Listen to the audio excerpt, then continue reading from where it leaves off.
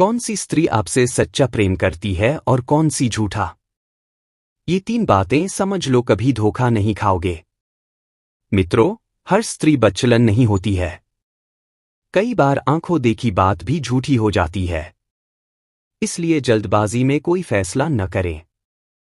पहले स्थिति को समझें, फिर अपने ऊपर नियंत्रण रखें, क्योंकि कहते हैं क्रोध में, जल्दबाजी में और भावना के आवेश में, घबराहट में कभी फैसला नहीं करना चाहिए, क्योंकि ऐसे अवसरों पर लिए गए निर्णय स्वयं के लिए ही दुखदायी होते हैं। मित्रों, यह कहानी आपको बताएगी कि कभी कभी आंखों देखा भी सच नहीं होता है। तो चलिए बने रहिए इस कहानी में। वीडियो की समाप्ति तक यह कहानी आपके लिए एक बहुत बड़ा अनुभव देकर जाएगी। दर्शक बंधु, किसी नगर में एक मकरंद नाम का सेठ रहता था। सेठ बड़ा ही धनवान था। उसकी गल्ले की दुकान थी। वह अपनी दुकान को बड़ी ही ईमानदारी से चलाता था। सेठ का काम बहुत ही साफ सुथरा था। उसके यहां किसी भी तरह का छल फरेब नहीं होता था। बहुत से दुकान वाले जो थे वह अपने यहां गल्ले में खूब मिलावट करते थे, परंतु सेठ मकरंद कभी राशन में कोई मिलावट नहीं करता था। लेकिन दोस्तों, सेठ मकरंद लाल के आसपास वाले जो दुकान वाले थे, उनके यहां मकरंद के मुकाबले ग्राहक तो कम आती थी, परंतु फिर भी अच्छा मुनाफा कमा लेती थी। मगर सेठ मकरंद अपनी ईमानदारी के चलते ज्यादा लाभ नहीं ले पाता था। यह बात उसे जब कभी अंदर ही अंदर खसोटती रहती थी। सेठ मकरंद सोचता था कि अजीब जमाना आ गया है।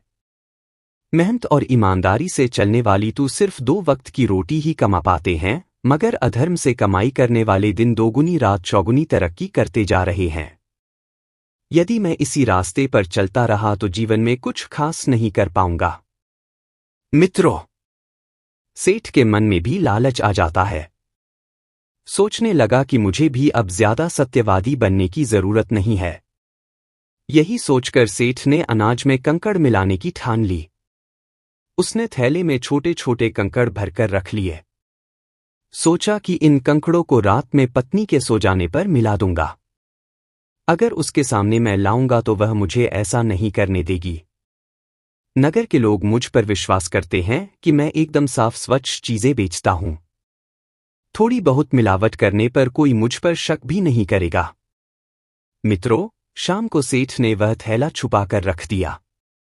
सेठानी ने देख लिया कि सेठ जी आज को छुपाकर रख रहे हैं। सेठानी ने चुपके से उस थैले को खोलकर देखा तो कंकड़ देखकर वह दंग रह गई। सोचने लगी कि सेठ जी इन कंकड़ों का क्या करेंगे।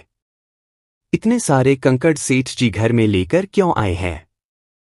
कहीं हमारा सेठ राशन में मिलावट तो नहीं कर रहा है? मुझे छुपकर देखना चाहिए। मित्रों, सेठानी बड़ी ही धार्मिक विचारों वाली थी। खूब भगवान की पूजा पाठ करती थी। बेईमानी का पैसा मनुष्य को गला देता है। बेईमानी का धन खाने वाले मानसिक और शारीरिक रूप से कभी सुखी नहीं रहती है। इसका असर उनकी औलाद पर भी पड़ता है। दूसरी बात, अगर कोई पापी है, अगर आपने उसके धन की बेईमानी कर ली तो उसका पाप धन के माध्यम से खाने वाले पर चला जाता है। बेईमानी का धन हमेशा रोग और शोक और क्लेशों को बढ़ाने वाला होता है। सेठानी यह बात जानती थी। मित्रों, इधर रात का समय होता है। सेठ उन कंकड़ों को अनाज में मिलाने की फिराक में थे। सोचा कि सेठानी सोए तब मैं यह काम करूं। इधर सेठ सोने का बहाना करके अपने पलंग पर लेट जाता है, मगर वह सेठानी को दिखाने के लिए ही लेटा था। असल में तो वह जाग रहा था। उधर सेठानी भी बहाना बनाकर लेट गई कि देखें रात में सेठ जी क्या करेंगे। इस तरह से मित्रों आधी रात बीत जाती है। सेठ को विश्वास हो गया कि मेरी पत्नी सो गई। अब तो सेठ चुपचाप उठा और गल्ले में कंकड़ मिलाने के लिए चल दिया। इधर सेठ की पत्नी भी धीरे से उठकर उसके पीछे पीछे चल दी। सेठ ने अपना थैला निकाला और गल्ले में मिलाने ही वाला था कि इतने में उसकी पत्नी ने हाथ पकड़ लिया। पत्नी ने पूछा, अजी यह तुम क्या कर रहे हो? पत्नी को देखकर सेठ सकपका गया। चोरी तो चोरी होती है और चोरी करने वाला एक बालक से भी, एक बच्चे से भी डर जाता है। उसे कोई उत्तर नहीं आया। सेठानी बोली, सेठ जी, यह मिलावट का धन मुझे नहीं चाहिए। चारों तरफ तुम्हारा नाम है। लोग तुम पर विश्वास करते हैं और तुम लोभ में आकर उनके साथ धोखा कर रहे हो। अरे कम से कम भगवान से तो डरो। ईमानदारी की कमाई से जीने में भला क्या कमी रह गई जो धोखाधड़ी करने की सूझी। ऐसा करके तुम दूसरों के साथ अन्याय नहीं कर रहे हैं, अपने बच्चों के साथ भी धोखा करोगे। किसके लिए कर रहे हो यह सब? मेरे लिए। परंतु मैंने तो कभी आपसे न तो आभूषणों की मांग की और न अच्छे कपड़ों की, न मैंने कभी आपसे अच्छा भोजन मांगा। ईश्वर का दिया सब कुछ तो है हमारे पास, फिर क्यों अपनी नीयत खराब कर रहे हो? मुझे ऐसी अमीरी नहीं चाहिए जो छल फरेब और धोखे की बुनियाद पर बनी हो। मैं तो उस ईमानदारी की गरीबी से ही बहुत खुश हूं। मेरे लिए तो वह ईमानदारी ही अनमोल हीरा है। सेठानी बोली, सेठ जी, आज आपने मेरे भरोसे को तोड़ दिया है। मित्रों, अब तो सेठ अपनी पत्नी की खरी खोटी सुनकर बहुत लज्जित हुए। उसने अपने दोनों कान पकड़े और बोला कि सेठानी, मुझे माफ कर दो। अब जीवन में कभी ऐसा काम नहीं करूंगा। मुझे क्या पता था कि तू इतनी ईमानदार है। मैं ये सब तेरे लिए ही तो करने जा रहा था। खैर, अब तुम मुझे क्षमा कर दो। तुम्हारे जैसी स्त्री जिस घर में होगी, उसका पति पुत्र कभी गलत मार्ग पर जा ही नहीं सकता। अब तुम मुझे माफ कर दो। सेठानी बोली, सेठ जी, माफी मांगकर तो मुझे पाप का भागी मत बनाओ। आप मेरे पति हो। मित्रों, सेठ को अपनी करनी पर बड़ा अफसोस हो रहा था और उसने कभी भविष्य में ऐसा न करने का वचन दिया। मित्रों, उस समय सेठानी गर्भावस्था में थी। अपने पति को सही रास्ते का पाठ पढ़ाकर उन्हें बड़ी प्रसन्नता हुई। कहते हैं कि अगर गर्भावस्था में स्त्री अच्छी सोच रखती है, अच्छे विचार उत्पन्न करती है, अच्छे काम करती है, तो उस घर में बच्चा भी अच्छे विचारों वाला ही उत्पन्न होता है। मित्रों, धीरे धीरे समय गुजरता गया। सेठानी ने एक बहुत सुंदर पुत्र को जन्म दिया। सेठ ने उसका नाम जसवंत रखा। एक सुंदर से पुत्र को पाकर दोनों पति पत्नी बहुत प्रसन्न थे। धीरे धीरे बच्चा बड़ा होने लगा। बालक के भाग्य में आगे मां का सुख नहीं लिखा था। बालक जसवंत जब 5 साल का हो जाता है तो उसकी मां मर जाती है। पत्नी का गम सेठ से बर्दाश्त नहीं हो रहा था, परंतु अपने बच्चे के पालन पोषण में उसने कोई कमी नहीं रखी थी। सेठ के रिश्तेदारों ने सेठ से दूसरा विवाह करने को भी कहा, पर अपने पुत्र को ध्यान में रखते हुए सेठ ने दूसरा विवाह करने से इनकार कर दिया। सेठ जानता था कि सौतेली मां बच्चे को वह प्यार नहीं दे पाएगी और मैं भी काम के वशीभूत होकर उसकी गलती होने पर भी उससे कुछ नहीं कह पाऊंगा। सेठ मकरंद अपने बच्चे को मां और पिता दोनों का प्यार देता था। सेठ का लड़का देखने में तो सुंदर था ही, इसके साथ साथ वह गुणवान भी था। धीरे धीरे सेठ का पुत्र जवान हो गया तो सेठ ने सोचा कि क्यों न मैं अपने बेटे का विवाह करता। शादी की बात सुनकर सेठ का पुत्र जसवंत कहता है कि पिताजी, इतनी जल्दी मुझे विवाह के बंधन में मत बांधो। पहले मुझे अपने पैरों पर खड़ा हो जाने दो। मैं भी अब कुछ काम धंधा करके स्वयं में सक्षम होना चाहता हूं। यदि आप मुझे आज्ञा दें तो मैं व्यापार के सिलसिले में बाहर जाऊं। सेठ ने कहा, बेटी, अब तो सब कुछ तुमको ही देखना है। यदि तुम व्यापार के लिए बाहर जाना चाहते हो तो चले जाओ, पर जाने से पहले तुम मेरी इन 5 बातों का विशेष ध्यान में रखना। पहली बात, हमेशा अपनी जुबान पर कंट्रोल रखना। उतना ही बोलना जितने की आवश्यकता हो। अधिक बोलने से उसकी बुद्धिमानी सिद्ध नहीं होती, बल्कि उसके मुंह से कुछ ऐसी बातें निकल जाती हैं जिनसे व्यर्थ का वाद विवाद खड़ा हो सकता है, अनचाही मुसीबत आ सकती है। दूसरी बात, हमारी बेटा, यह याद रखना, रास्ते में तुम्हें एक से बढ़कर एक सुंदर खुशबूदार फूल मिलेंगे। उनकी सुगंध पाकर तुम भंवरा बनकर उनका रस मत लेने लग जाना। तीसरी सीख हमारी यह है कि तुम किसी को धोखा मत देना। चौथी सीख यह है कि कहते हैं, ऊबड़ खाबड़ स्थान पर पारस मिल जाता है, अगर मिल जाए तो उसे छोड़कर मत आना। और 5वीं सीख बहुत ही महत्वपूर्ण है, अगर इसके अंदर अमृत पड़ा हो तो निसंकोच पी लेना। अगर कीचड़ में रतन पड़ा दिखाई दे जाए तो उसे बिना घृणा के निकाल लेना। अगर नीच से नीच आदमी से भी कुछ सीखने को मिले तो उस ज्ञान को ग्रहण कर लेना। अगर बुरे परिवार से भी, दुष्ट परिवार से भी स्त्री रत्न की प्राप्ति होती हो तो उस रत्न को अपने साथ ले आना। मित्रों, ये 5 बातें बताकर सेठ मकरंद ने अपने बेटे जसवंत को व्यापार करने के लिए बाहर भेज दिया। पुराने समय में लोग अधिकतर पैदल ही सफर करते थे। यह दुनिया अच्छे बुरे लोगों से भरी पड़ी है। घर से निकलने के बाद आपको अच्छे लोग भी मिलते हैं और बुरे लोग भी। अब आपको देखना है कि उनके साथ कैसा व्यवहार करना है, उनके साथ कैसे रहना है।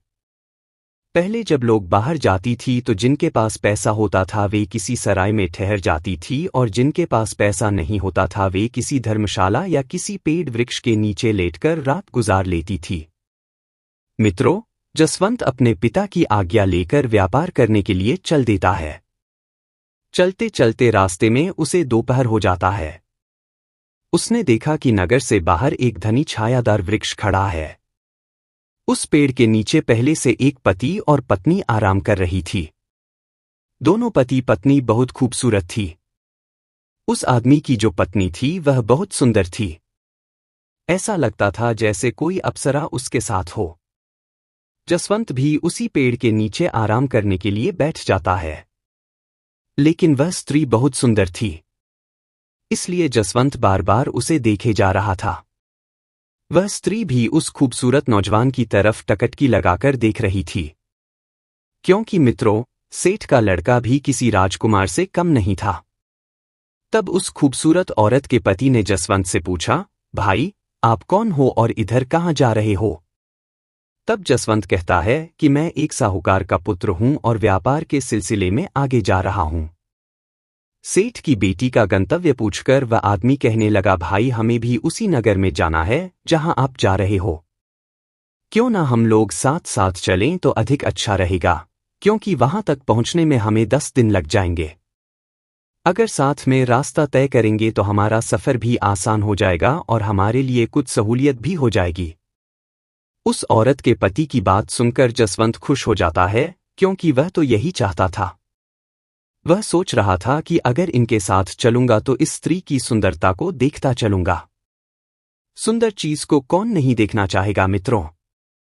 जसवंत उनके साथ साथ चलने को तैयार हो जाता है। अब तो वे तीनों आपस में बातचीत करते हुए आगे कुचल देते हैं।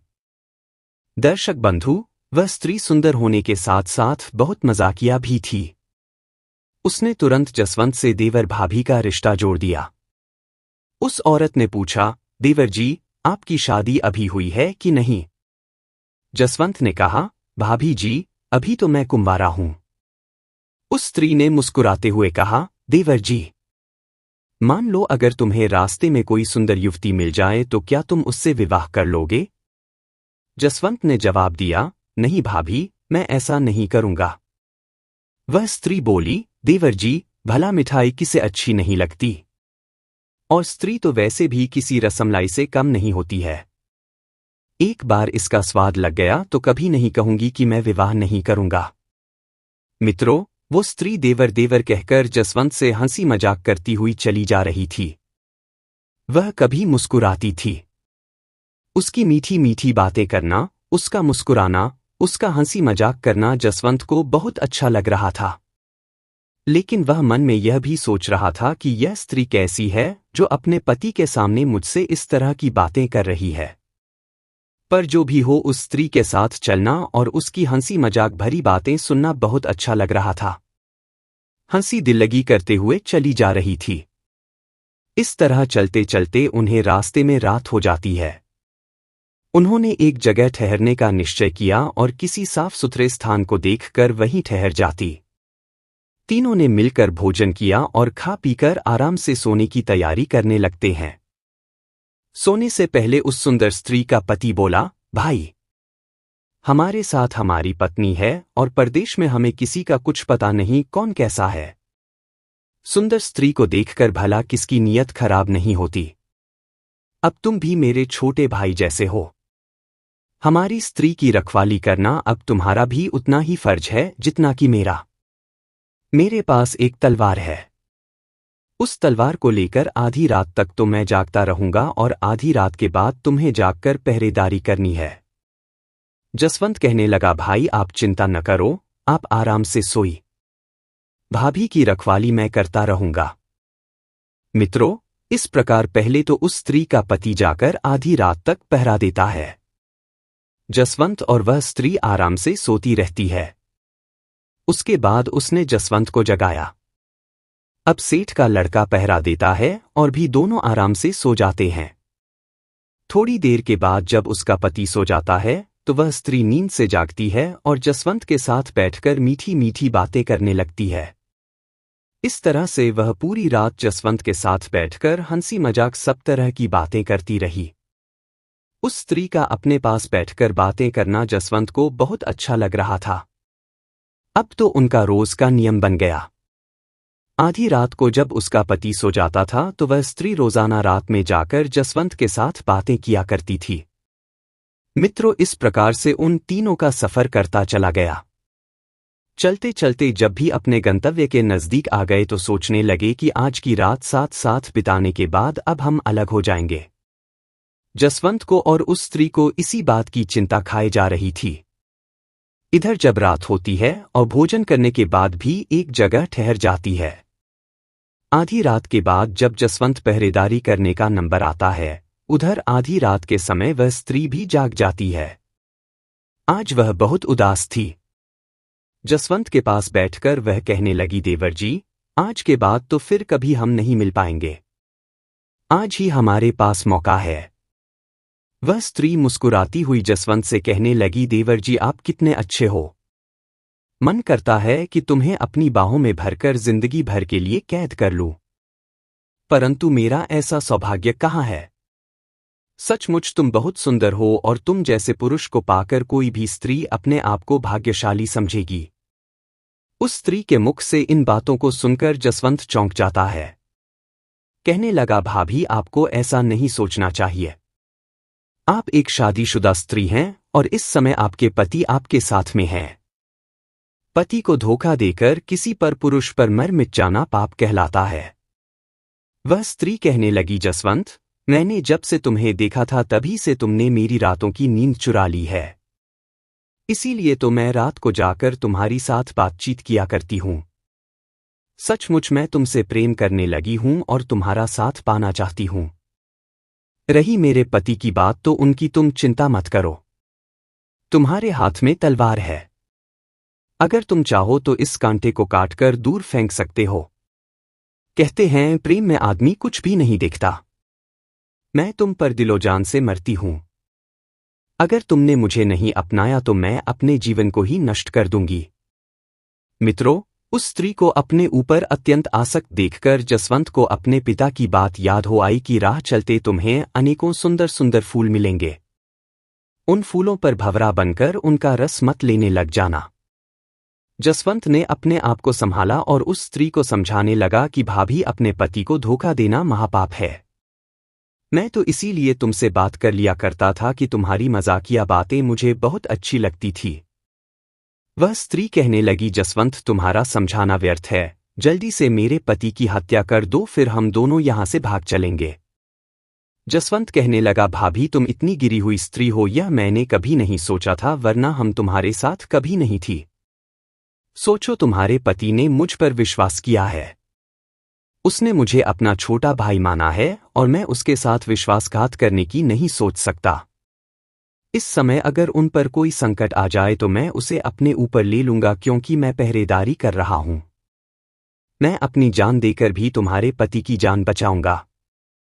तुम कितनी नीच और कामी स्त्री हो।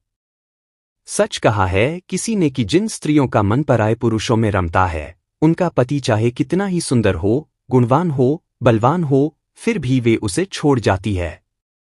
जसवंत कहने लगा, भाभी तुम्हें देखकर मुझे तुमसे घृणा हो रही है।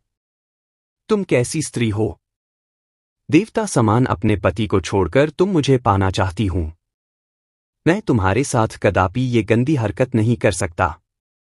मित्र जसवंत यह बात कह ही रहा था।